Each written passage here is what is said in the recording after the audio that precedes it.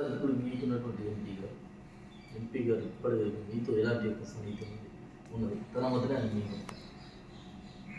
అసలు ఎంపీ గారి గురించి నాకు ఒక వాటికి మాత్రం జరిగింది వాళ్ళ అదే సరే అది వేరే ఎట్లుంది.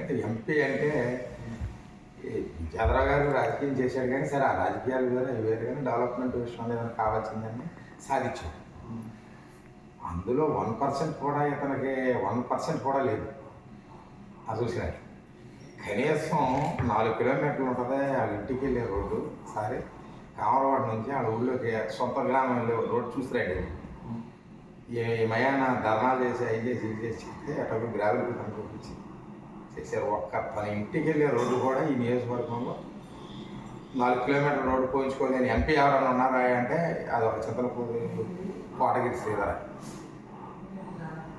మరి అసలు ఎంపీ అంటే కనీసం పంచాయతీ పేషెంట్ అయినా కొద్దిగా ఎంతో కొంత ఏదో చేసే పరిస్థితి ఉంది.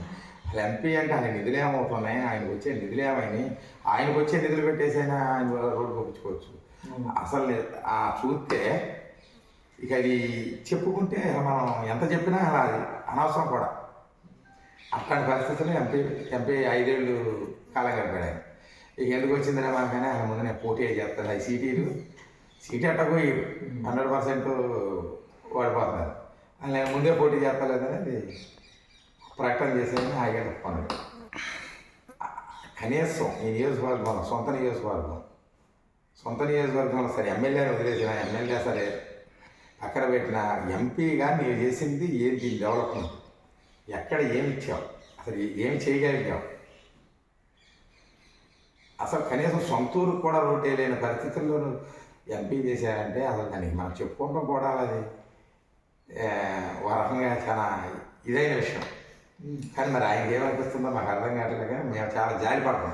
ఇంకోటి ఏంటంటే ఇప్పుడు ఉన్నటువంటి ఎలిజబెత్ టికెట్ కొంచెం కారణం ఎంపీ గారని ఒక బయట సందర్భం నిజం ఇది ఎంతో ఉంది కొంత ఆ సామాజిక వర్గం ఎప్పుడైతే మురళి గారు ఇంగ్లీష్ తప్పుకున్నాడో ఆ సామాజిక వర్గం పెత్తనం ఎక్కువైంది. అలాగే దాని మీద ఎలిజా గారి మీద వీళ్ళు ఆ పెత్తనాన్ని బలాయించబోయారు.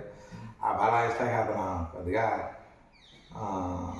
ఐఏఎస్ కనుక ఒకటే పార్టీ అయినా కొద్దిగా మరి కొద్దిగా ఏదైనా ఇక్కడ 2 రోజులు అయితే ఉదయం రాజీ పడినాము. ఎలిజా గారు రాజీ పడలే.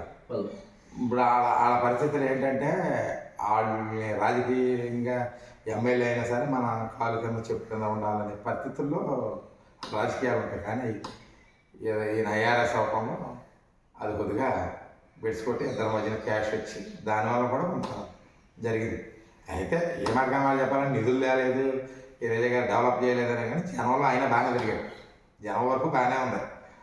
డెవలప్మెంట్ లేదు. డెవలప్మెంట్ లేకపోవడం కారణం ఇద్దరు తగ్గుతాం. అసలు ఇల్లు సరే ఎమ్మెల్యే నిధులు పరిమితంగా ఉంటాయి, ఎంపీ నిధులు ఎక్కువగా ఉంటాయి.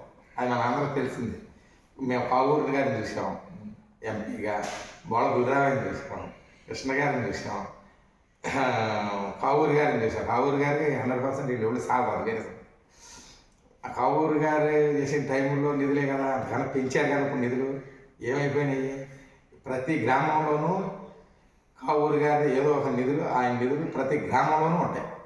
2-3 ఆయన చేసిన 10 సంవత్సరాల్లో ప్రతి గ్రామంలో 10 పంచాయతీలు కాదు, ప్రతి గ్రామంలోనూ 1 నుంచి 2 నుంచి 3 నుంచి ఉంటాయి. అలాంటిది నువ్వు ఒక్క పంచాయతీలో ఒక్క నిధి కూడా ఇవ్వలేకపోయావు. పక్క కామరపాట పంచాయతీని కసిగట్టుకుని వాడేసేది గెలిచేది దత్తత తీసుకున్నావు నువ్వు ఎంపీగా. ఇప్పుడు ఎంపీ దాకా ఒక దత్తత తీసుకున్నాడంటే స్టేట్లో ఒక నియోజకవర్గంలో 7 నియోజకవర్గాల్లో ఒక పంచాయతీని దత్తత తీసుకున్నాడు ఎంపీ. కనీసం ఆ పంచాయతీలో కనీసం ఒక డ్రైన్ కానీ ఒక సిమెంట్ రోడ్డు కానీ నాకు తెలిసి మండల నిధుల్లో 40 లక్షలు పెట్టి ఒక cement road పోసారు Yanadi colony ST ఏరియాలో.